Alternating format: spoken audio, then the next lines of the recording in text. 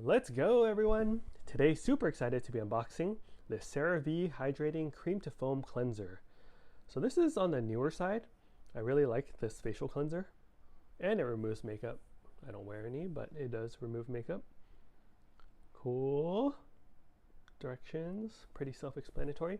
What I like about CeraVe's face wash is they give you this piece up top, and it stops you from being able to push this down and dispense.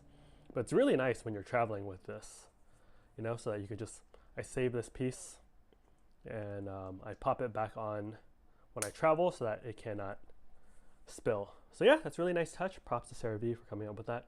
Kind of reminds me of like the pizza. When you get a pizza and it has that little thing in the middle to prevent it from getting smushed. Kind of like that. I thought it was really genius. Props again to CeraVe. All right, I'll drop a link in the video description below on where you can get this from, and let me know what you think of this product in the comment section below. Cool, I'll catch you all for the next unboxing video, everyone. Later.